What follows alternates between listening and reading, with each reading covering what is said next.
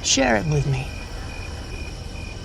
Ana merupakan seorang wanita berusia di akhir 20-an dan memiliki gangguan kecemasan yang parah yang mempengaruhi hidupnya dalam banyak hal. Satu-satunya orang yang dia andalkan adalah kakak laki-lakinya, Conrad, yang sedang sekarat karena kanker pankreas.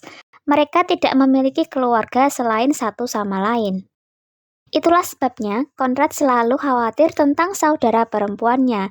Terlebih lagi, mereka nampaknya menyembunyikan rahasia yang dalam di berbagai sudut rumah dan selalu waspada terhadap siapa saja yang mereka biarkan masuk. Suatu malam, Anna bermain dengan kunci tua sendirian di kamarnya. Tiba-tiba, dia mendengar suara aneh datang dari kegelapan. Tapi ternyata itu adalah Conrad yang duduk di luar. Dia memanggilnya untuk bergabung dengannya, tetapi Anna dengan kasar menolak.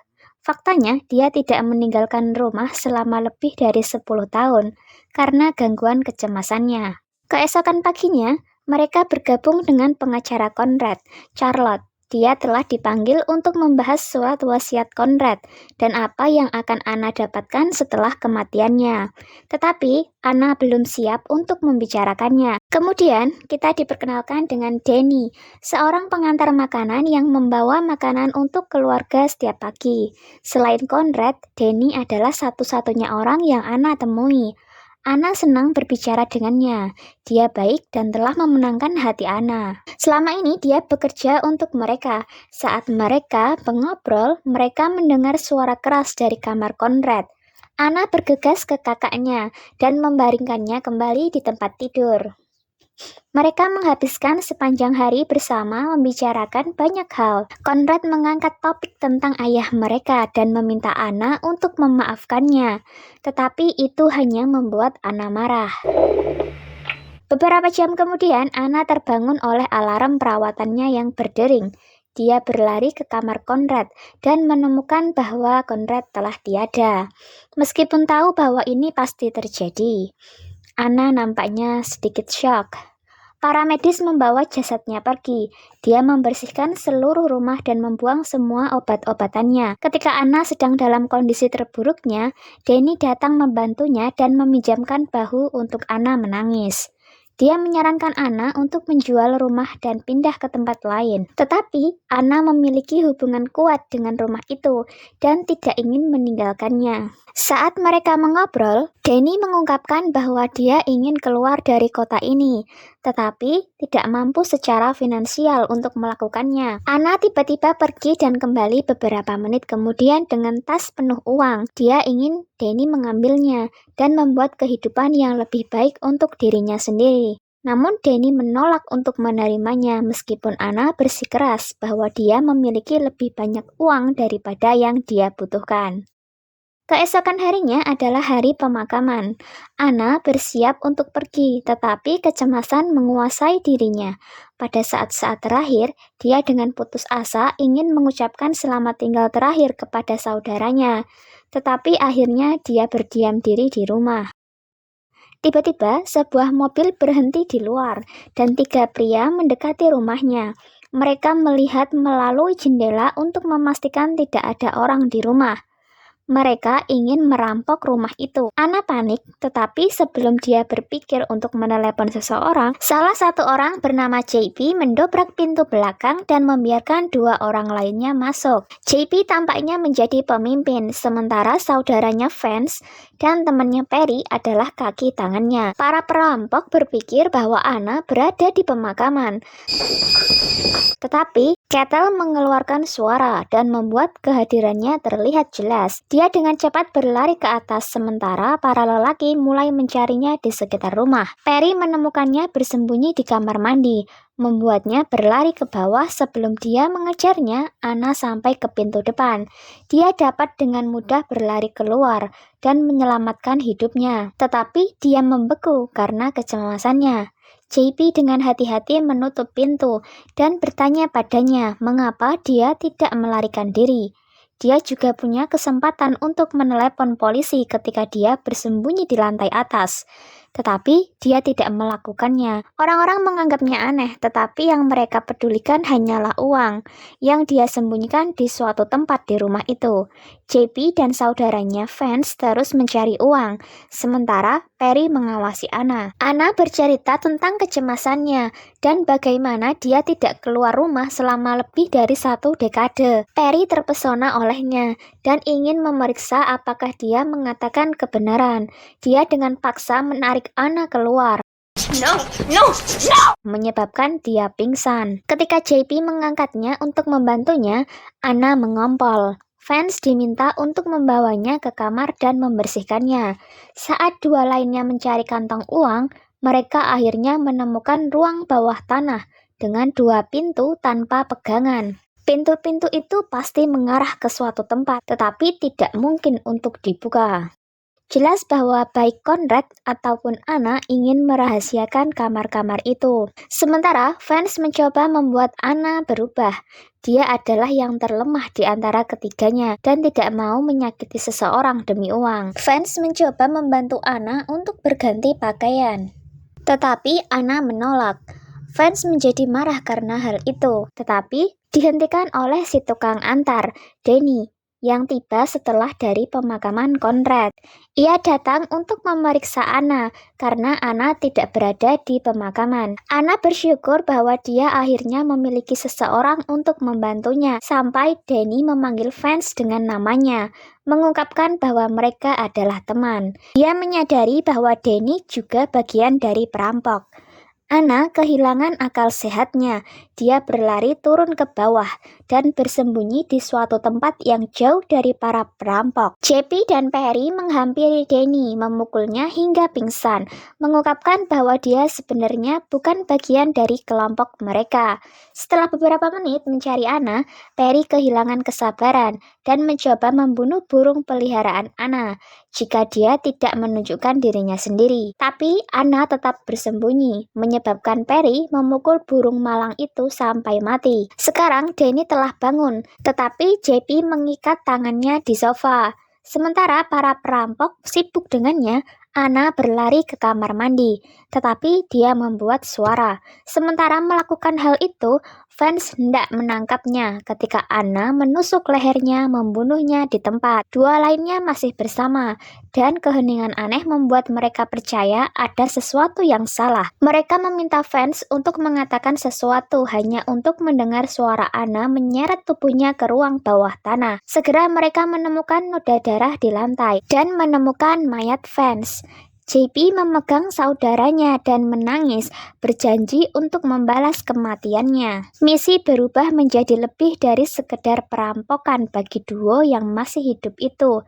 Perry memperhatikan Anna di balik pintu, tetapi dia menguncinya sebelum dia masuk. Setelah itu dia berlari ke sebuah ruangan dan mengeluarkan kunci tua. Kunci tersebut kemudian digunakan untuk membuka konsol yang terdiri dari tuas. Setelah menariknya, tangga ke ruang bawah tanah ditarik, membuat Perry dan JP terperangkap di dalam. Anna memeriksa mereka untuk memastikan bahwa mereka tidak bisa keluar. Beberapa waktu berlalu dan para perampok mencoba mendobrak pintu di ruang bawah tanah untuk keluar. Tapi pintu itu tidak dapat terbuka. Di luar, Danny mengungkapkan bahwa dia berteman dengan Vance dan telah memberitahunya tentang uang kemarin. Dia merasa tidak enak karena melakukan hal itu, karena ternyata hal itu akan menuntun perampok ke rumah Anna. Anna masih menolak melepaskan ikatan tangannya dan bertanya kepadanya tentang pemakaman Conrad. Danny bercerita sedikit kepadanya dan bertanya kepada Anna apa yang akan dilakukan Conrad dalam situasi seperti ini. Anna memikirkannya sejenak dan mematahkan jari Danny. Ia membawa Danny ke pintu ruang bawah tanah. Karena tangganya hilang, dia berdiri di tepi pintu. Anna memintanya untuk membuktikan ketidakbersalahannya dengan melompat ke ruang bawah tanah. Dan ketika Danny menolak, dia mendorongnya. Danny menangis kesakitan sambil memegang lututnya yang terkilir. Anna kemudian memasuki lemari tersembunyi yang menunjukkan rekaman langsungnya di ruang bawah tanah. Beberapa saat kemudian, dia datang untuk memeriksa mereka, dan JP menyiksa Danny dengan harapan dia akan merasa simpatik. Anna memberitahu mereka untuk menggunakan pertolongan pertama. Ada kotak P3K yang ada di salah satu dari 2 kamar terkunci tanpa ganggang pintu itu. Kali ini, JP dapat membuka salah satu pintu karena Anna telah mengubah pengaturan dari atas. Namun, begitu dia memasuki ruangan, Anna menekan tombol dan JP terkunci di dalam. JP menemukan ruangan itu sangat aneh karena ruangan itu terlihat identik dengan yang dia lihat di atas. Sementara itu, Perry mencoba mendobrak pintu kedua dan berhasil setelah banyak percobaan. Dia menemukan lemari es dan membukanya untuk melihat ada mayat di dalamnya. Ia sangat terkejut. Perry berlari keluar dan berhadapan langsung dengan Anna. Sekarang, karena dia telah melihat hal-hal yang tidak seharusnya dia lihat, Anna tidak bisa membiarkan dia hidup.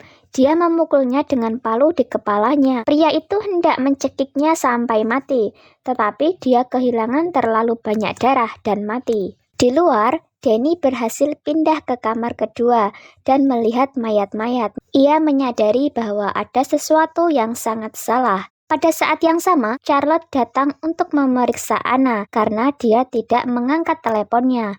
Anna berpura-pura seperti semuanya baik-baik saja dan membuat alasan untuk kebisingan yang datang dari ruang bawah tanah.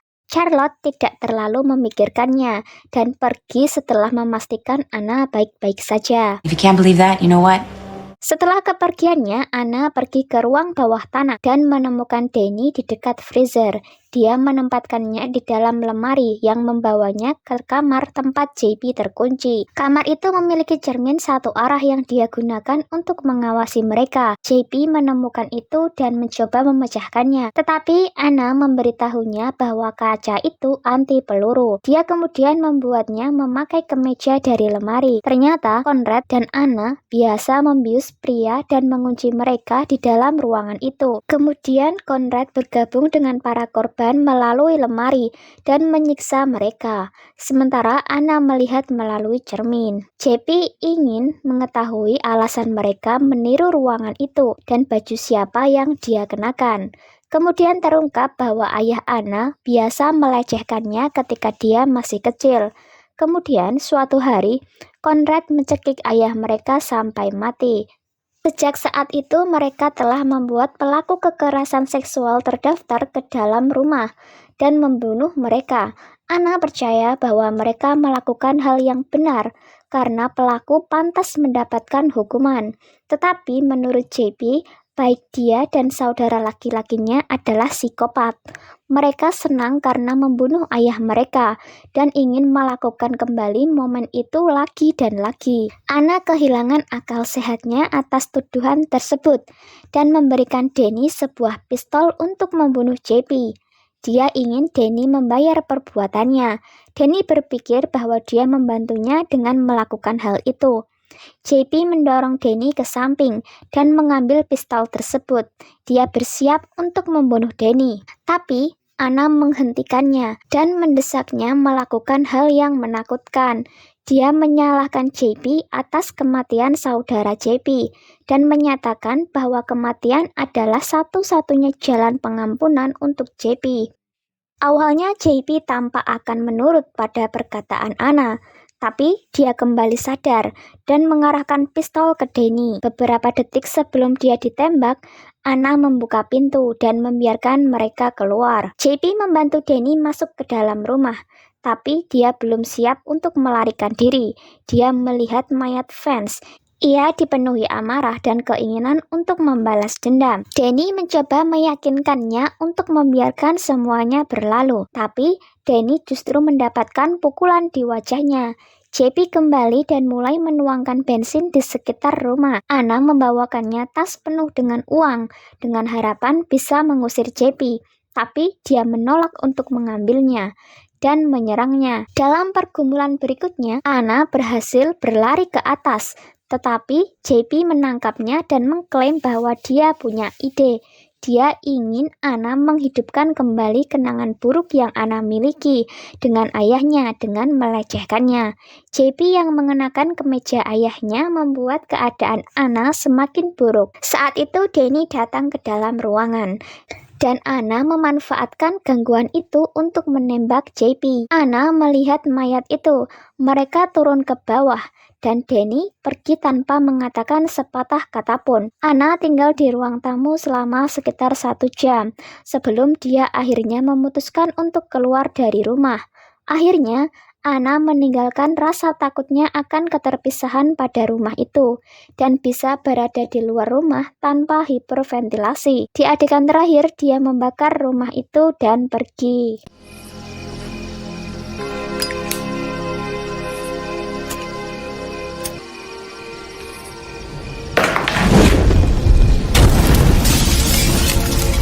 Thanks for watching. Don't forget to subscribe. Tell